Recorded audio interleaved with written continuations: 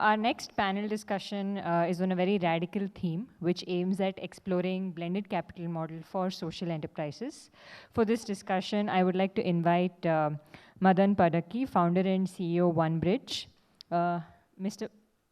Mr. Madan Padaki, can you please come onto the stage? Yeah. So, Mr. Padaki dons many hats. He is the co-founder of Global Alliance for Mass Entrepreneurship. He's also the managing trustee of Head Held High Foundation and the president of TIE Bangalore. I would also like to invite the other panelists. We have Mr. Arvind Agarwal, CEO C4D Partners. Mr. Agarwal is the co-founder and CEO of C4D Partners and has more than 15 years of experience in private equity research, investment due diligence, fundraising, portfolio management, etc. Then, is he on stage? Oh. Please come on stage. Then we have our next panelist, who is Shri Krishna Ramamurthy, a partner at Unitus Ventures. Mr. Ramamurthy has over 12 years of experience in investing, consulting, and implementation with organizations that are working towards improving lives of people at the base of the pyramid. Next, please join me in inviting Rajesh AR, CEO Labor Next. Rajesh has a career spanning over 20 years around building a stronger economy with impactful interventions through gig staffing and aggregating community-based entrepreneurs. We then have Mr. Mekin Maheshwari, founder of Udyam.org and co-founder of Global Alliance for Mass Entrepreneurship. He's also on the board of many organizations. He's an engineer at heart who is driven by impact and scale. And finally, we have Dr. Lakshmi Jagannathan, CEO Derby Foundation. Dr. Jagannathan is an incubation professional with more than a decade of experience in the incubation ecosystem. So please welcome the panel, and I'll request Mr. Padaki to take it forward. Thank you so much. Good evening, everybody. We have another 6 panelists waiting in the wings. You'll see them come along. But we are doing a race against time. I know we are running late, and we have the Honorable CM expected in the next 30, 40 minutes. So what I will attempt to do is to kind of be like, the only thing I'm getting reminded of is to be like I'm a big Harry Potter fan, and I'm thinking it should be like that pensieve where you can take out strands of ideas and inputs from each of the panelists, put it in a bowl and have you peer into it. So that's what we'll attempt over the next 30 minutes. This is going to be a panel on steroids. And so we will jump straight into it. The objective of this panel was twofold. One, for all the social entrepreneurs out there, we have a very rich experienced panel of investors, entrepreneurs here who will talk about, as entrepreneurs, how should you look at various forms of capital? Not just equity, but grants, debt. So how do you think of accessing different types of capital, and what are the stories that we hear from their experiences? And two, for all the CSR folks out there, how do you then build bridges into the social enterprise world where we operate at the intersection of doing good, feeling good, and making good money? And what are the examples of a great partnership of philanthropic capital and venture capital, right? So the objective is at the end of the session, if the social enterprises know how to talk to CSR and vice versa, I think we've achieved the objective of this panel. So first of all, let's welcome all of our panelists. Thank you so much for doing this. Let's just start off and jump straight in. We'll have it as a conversation. Maybe we'll start off with you, Lakshmi. And we will do a quick opening thoughts for a couple of minutes. Sure. Then we'll do a conversation. Sure, yeah. Thank you, Madan. Good evening, all of you. I think it's wonderful being here. I run an incubator, been running last 7-8 years, basically trying to support startups, build solutions, and help them validate and a whole lot of things. I think one challenge what we have seen is startups are able to build solution and take it only to a certain level, right? From the incubator support. And if you see typically the value of death, at least 80-90% of the startups have a very early death. So that is where the incubators can really play a role. That has been the traditional system. But as we are seeing now, last 2, 3 years, a lot of things are evolving, seeing how corporates could be involved in supporting startups through incubators. We are getting problem definitions from startups, which is allied to their business area, on which startups could be identified, groomed, supported. That is also happening. Startups are also looking at, corporates are also looking at startups who are developing solutions which can be deployed. Right. So a couple of those stories also I will share as we go along. Excellent. So you bring out an interesting point that it might not be just corporate CSR. Obviously, there is corporate venturing as well. Obviously. Which becomes another part of the Yeah. capital that can be Another thing I would also add is, corporates have realized that startups are more agile with respect to innovation, that they could always leverage. Absolutely. Okay, so maybe, Sri, let me come to you. Sure. And with your years in the impact investing space. At some level, I think that impact investing, and which is really what we do at Unitas, which is early stage investing into companies that are solving problems for large mass populations, which is really the focus for us. And access to jobs is a key area of focus. But if you look at the evolution of impact investing itself, the early impact investing was all really microfinance focused. And that itself at some level is blended finance, because if you look at the first few investors that were willing to come into microfinance back then in for-profit, it was largely foundations, it was largely backed by foundations. Correct. And what it helped is paving the way then for commercial capital to come in. Because you've used blended capital to de-risk, and you've unlocked commercial capital, which you take the example of a foundation which is making an investment, right? As opposed to a grant which was say only X, because you're able to leverage, there is a multiplier effect. And I think those examples started off with microfinance, and then we've seen it come through into other sectors as well, largely around education and healthcare in particular in recent times. And I think the other example I'll start with, and I'll share a few more as we go along, even for Unitas itself as a fund, we had Pfizer as one of the investors into the fund. Okay. Because they had a great interest in India and cared about it. And then they also said, hey, are there other things that we could be doing to help? And what we then did was we said, okay, why don't you look at giving us a grant from your CSR pool in addition to investing into the fund, and we can use that to invest into companies that are even earlier stage than what we would be investing. Like how Dr. Lakshmi said, companies that are even earlier and not ready for seed stage investing, you don't want to see them just go away and the entrepreneur then goes on to doing other things for lack of capital. Could grant capital then be channelized as an investment? So that's again, I thought I'll share that as an opening thought, because these are some of the early examples of what we've done. It wasn't really called blended finance back then, Correct. But when you look at it in hindsight, it fits that bucket, Madan. Wonderful. So Pfizer actually participated with you on investments that you would make, and there was a grant component along with it as Correct, and that the Pfizer, the investing side was because they want access to early stage healthcare innovation, which they were able to do through a fund like ours. But then when they said, hey, are there other things we could help with, we thought that this was a great idea to actually go back to them, and it worked, and we did a few investments. And not all of them took off, but the ones that did take off, it has made a difference where it was non-dilutive capital that came in very early, which really helped the entrepreneur. Sure. So let me get to Rajesh, and then maybe Mekin and Arvind. So Rajesh, you've been operating at that intersection for quite some time through LaborNet. Yeah. What's been your experiences and learnings? Madan, to put a context around it, what has happened post-pandemic world, the world of work, the world of health, and the world of education has transformed. And what has really happened is these 350 million people which we talk about as informal sector, which is small-time entrepreneurs, everybody put together, has been pushed into an unprecedented crisis, right? I mean, all of us Now, if India has to meet the SDG goal of 2030, I mean, in terms of, we would require at least what, around 9 trillion, the shortfall the government says is around 9 trillion USD, which means around 50 lakh crores every year, kind of a thing. Now, everybody talks about blended capital as a route to just close this particular gap. Okay? It is not that commercial capital is not available for the entrepreneurs to take it on. The problem is higher interest rates and unrealistic collateral to be kept to take it to that particular capital to reach to the social goal. So if we are able to get, and learn a lot of experiments that blended capital with the CSR, if we are able to blend, it can be in terms of first loss default guarantees, the credit guarantees, interest subventions, or any success, pay for success, etc. We will be able to de-risk this entire investment. So looking for, and there are a lot of short stories, success stories in small pockets everywhere, but there is nothing which has happened at scale. Like we all talk about the development index bound of Educate Girls, where UBS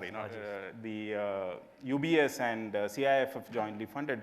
If these evidences can be brought in and this kind of platform can be made for a larger impact, it will make sense.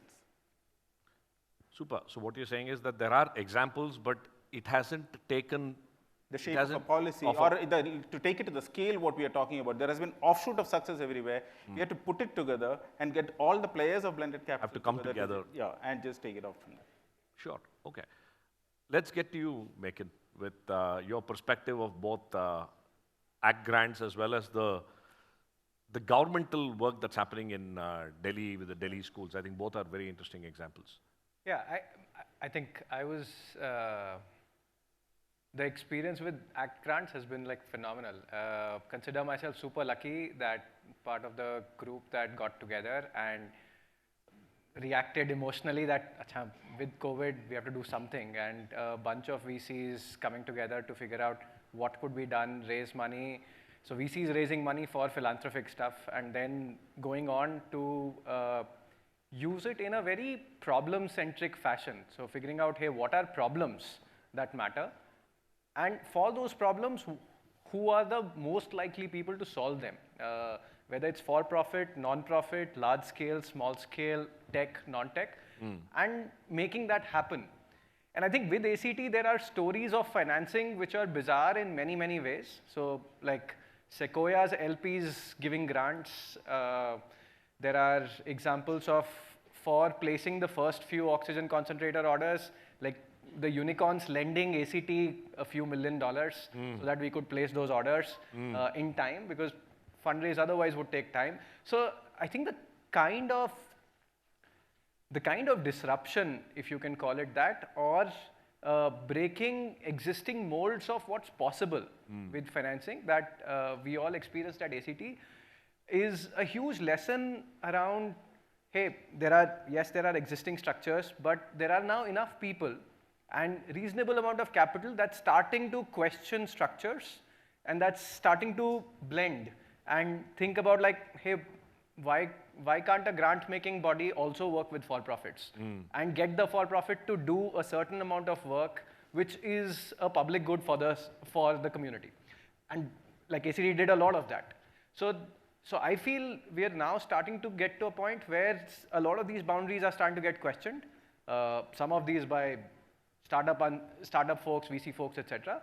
But also seeing that happen now with institutional investors, where as part of GAME, we, and post-pandemic, wanted to try and get money to the high-risk entrepreneurs, or what's perceived as high-risk entrepreneurs, to rebound back, and then to have both philanthropists and commercial capital blend together and initiate work with Northern Arc, which then went on to become a fairly large pot of money.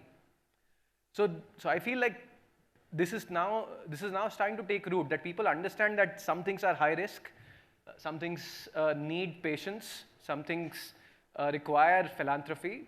So combining that, but coupling that for scale with commercial capital, that without commercial capital, it's really hard for some of these to scale.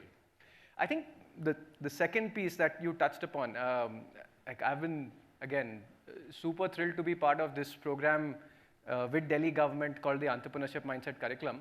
Some of you may have seen this TV program called Business Blasters, where Delhi government has given 2,000 rupees to now about 3 lakh students. So that's about 60 to 70 crores of money that the government has given as what I would call failure money, right? Hey, go try something and see what comes off it. And not just there, so that has happened, but then also create a TV program like Shark Tank where investors are giving those students money, and a website where more money is flowing in to business pitches from students. So I feel now the last one you would call peer-to-peer capital, the second one you would call whatever, micro equity, if you can call it that, and the first is grant. So in this one project, I am at least witnessing all of these forms of capital reaching students who aren't even 18 yet.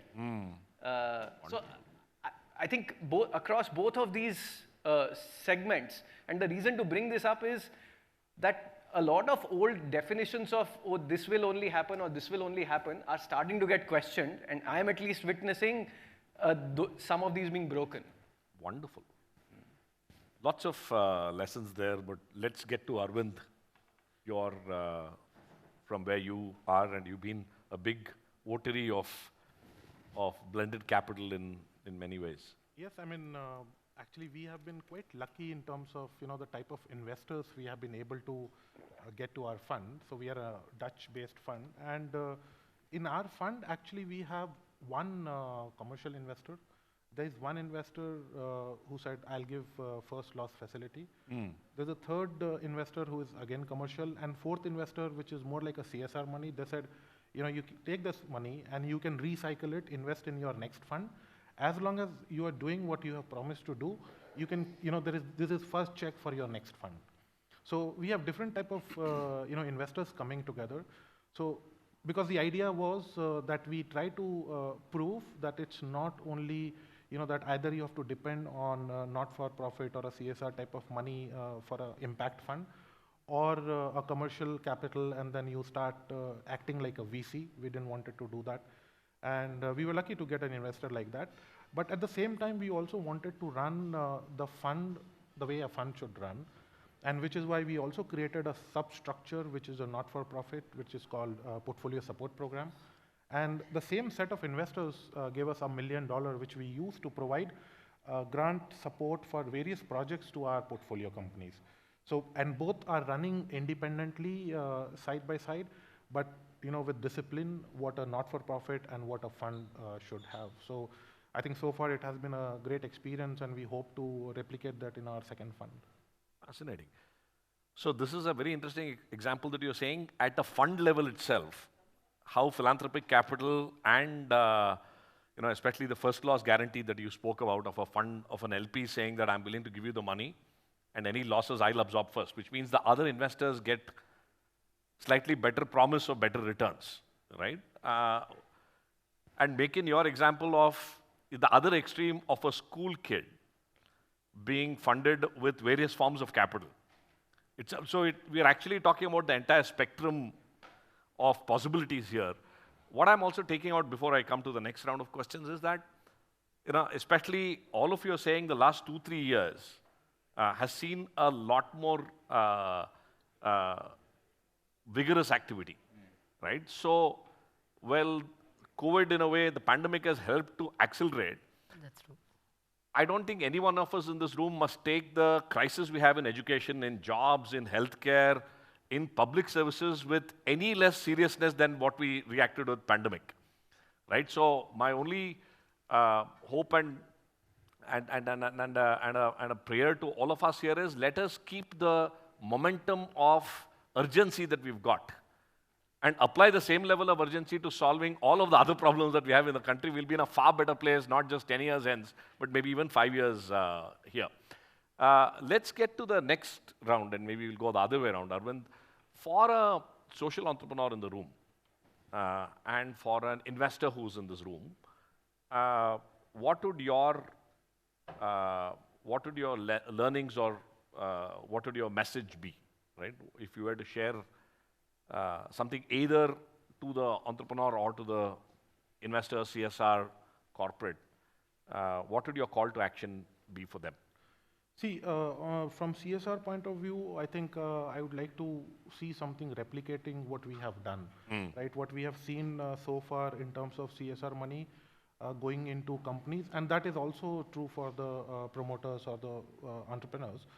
We need to be very responsible in terms of giving it and taking it, right? A lot of times we have seen that the business models are actually dependent, or the sustainability is dependent on the not-for-profit money, which should not happen. I mean, if it is about changing the habit, creating the market, educating people in terms of the product or the service or the behavior change, then it makes sense. And it should not be for sustaining a for-profit. Let the not-for-profit do it. They do a great job. You need to have that distinction. And for CSR, the same thing. You need to differentiate. It's not only about not-for-profit. There are many ways where money can go to impact funds, and then channelize into for-profit organizations who are doing really good work. So I think we need to open up in terms of what are the potential avenues with which we can support, and it should not be restricted to what we have seen in the past. Perfect. Sri? I think there's a few ways to think about this. I find that, for example, even with a lot of these examples, I think you see come out largely in financial services and credit, for example, like First Class is fundamentally a credit, and that is a big challenge to it. I mean, access to credit continues to remain a huge problem, and that deficit will stay on for a long time. And it's also given, the overall, flow of credit itself from banks into NBFCs and then down to the small micro entrepreneur. So we've seen programs where, there's sort of three parts. There's philanthropy, there's CSR, and there's debt capital, right? Philanthropy has the ability to cover for things like OPEX, etc. as well, which is where it gets used. But CSR and debt end up getting used. I mean, CSR can be used for First Class Guarantee, and we've seen some of that play out as well. But I think that so from an investor standpoint, irrespective of whether one is philanthropy, CSR, or an impact investor, I think there are ways to figure out through structuring as to, where am I willing to play this and how am I willing to play that. For entrepreneurs, I think that at least at this point in time, especially at the early stage, there are a lot of ways, like not just with, there are possibilities around grants itself that are coming out to, I mean, like, for example, while I know what ACT did was largely COVID related, but that's now continuing because ACT itself has evolved now into something that can, stay on, sustain, and scale. So I think, being aware of where are places where you could be pitching to. It's not only having to reach for an entrepreneur. It's not only about going to an impact investor or any investor, because sometimes, for impact investors, the lens ends up being an investing lens, which means that, and not every startup is VC fundable. We know that, right?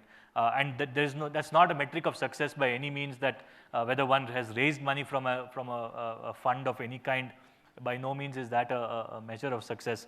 But I do think that even like you take CGTMSE, for example, is also, I think blended finance in that sense, right? Where banks have come together and they've created that pool, and the banks are then willing to do that up to 1 crore collateral free. I know there are challenges unlocking that sometimes, but we've seen companies in our own portfolio as well. You go through the hoops, and like State Bank of India has actually been fairly active in doing that. So I think it's sometimes about figuring out, who's the right person and what types of conversation does one need to have with these lenders to be able to do that. And 1 crore rupees is a large sum of money when one is getting going, right? So I think those would be some of my initial thoughts there. So figure out the way that you can pitch your story to different forms of... Yeah, because fundamentally what I want to hear is what is in my, unfortunately, framework. what's in my box. Correct, right? Correct, exactly. Yeah. Super. Rajesh? So let me put one example around it. So what we did once was, in terms of for a painter community, we give work to the painter community or a particular contractor. We raised capital for skilling and deploying these people for a particular thing from a financial institution as a debt instrument. So we agreed upon certain social outcomes, what was required, but the debt capital was coming at a 16 to 18% kind of an interest rate. We went to the CSR community, which is a third who was ready to pay for an outcome, pay for success. Either in this case it was interest subvention, but either as a first loss default guarantee if that contract fails. And we stitched this entire program together. But again, I mean, in terms of, it could only last for that 50 people or 30 people because of the CSR rules today doesn't allow the funding for a particular outcome. Say for the project is for one particular year or 2 years, a bullet payment. Can they fund a for-profit for an interest subvention? There are quite a bit of regulatory challenges they are facing. So it ended up as a small grant. It became very disjointed at the end of the day. The fourth player, which I feel is equally important in this ecosystem, which we couldn't tie it up together, is of an independent auditor, a social auditor, who can go to the field and say, has service providers like us, has made the social impact or not? And they should be in a position to give green signal to the CSR organization or who's ready to pay for success. to release the interest payment to the debt instrument. Unless we put these pieces together, work together to get these reforms in CSR right, I don't think there'll be always that fear among the CSR community to fund it in this way, or should I just go with a pure grant, and then it's very difficult to leverage. Terrific. So just to pick one point that you're also saying is that, listen, there is a regulatory aspect that we need to consider. Absolutely. But maybe there is some sort of an entity itself that has to come into play, like the independent verifier that you talked about, to provide comfort to everybody that the money is delivering the impact that it is doing, right? And that could unlock a larger pool of capital to come into this And at model. some level, I think the role of blended finance also is to catalyze and show. And that show part is really coming from the ability to measure and report out on. report out as well. Yeah. Right? Yeah. Make it? I think my experience is regulation follows innovation. Right? Regulation tries to curtail innovation as much as it can because it does not understand innovation to start with.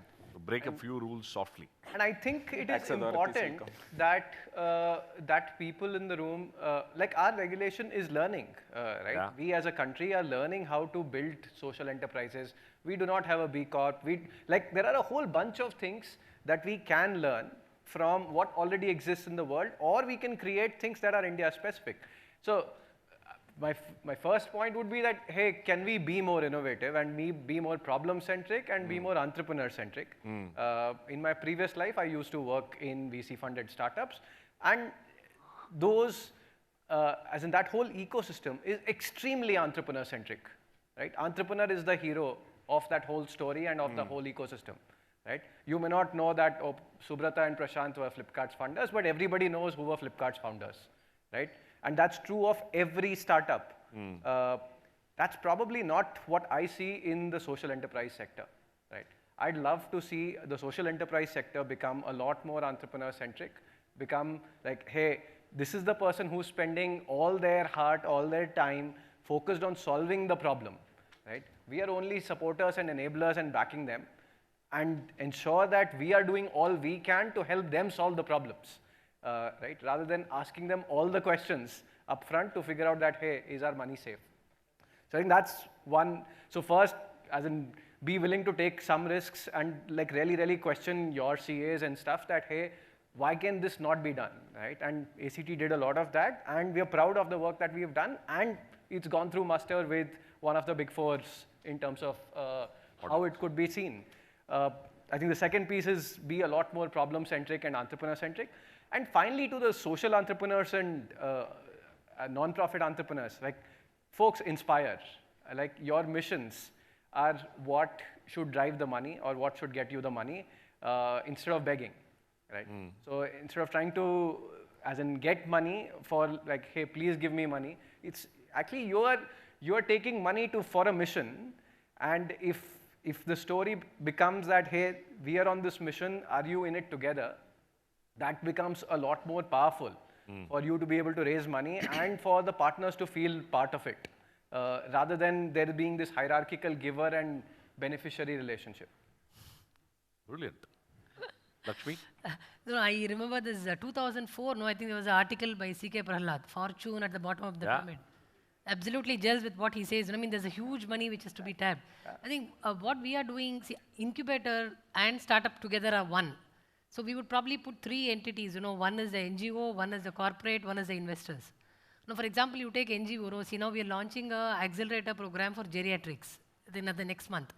So we spoke to HelpAge India. HelpAge India is India's biggest NGO working on geriatrics. So we said, you just partner with us. We don't need any money, anything from you. You have a look at the startups, whoever is relevant to whatever you are doing. Give them a piloting opportunity, give them some market. No, see, startup needs either money or market. So give them an opportunity to deploy. So they'll be the partner for our own program. So that is one way of looking at it. Or as I said earlier, with corporates, it's clearly defined. No, even if any impact area they want, you could always see how the incubator could pick their area and enable the implementation to happen.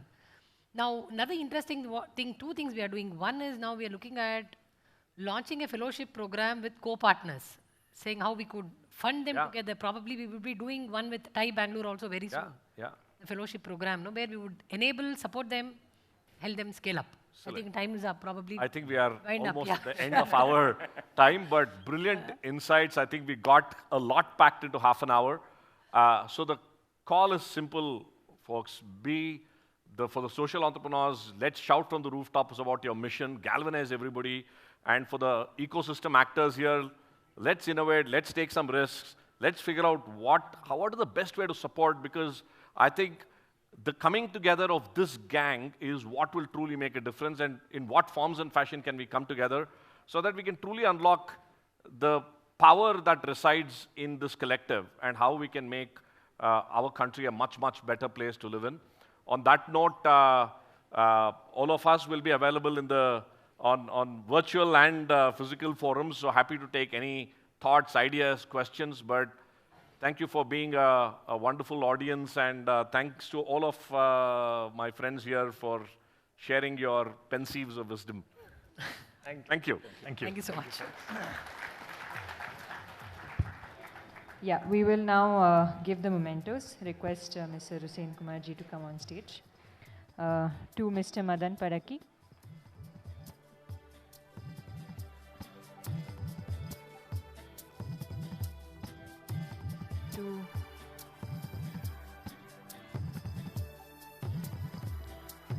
To Mr. Arvind Agarwal.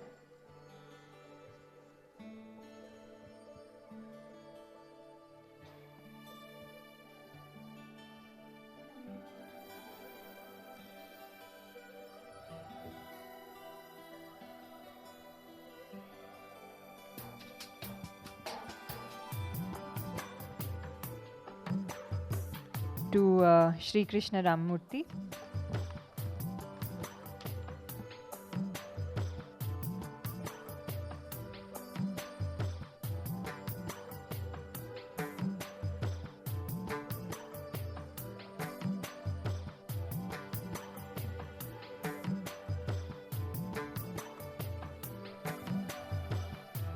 To Rajesh AR.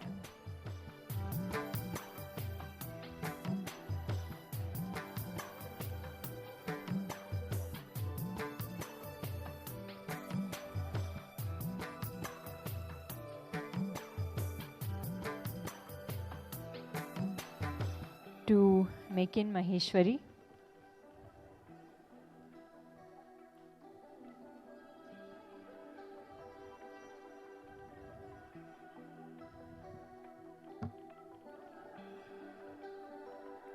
And then to Dr. Lakshmi Jagannathan.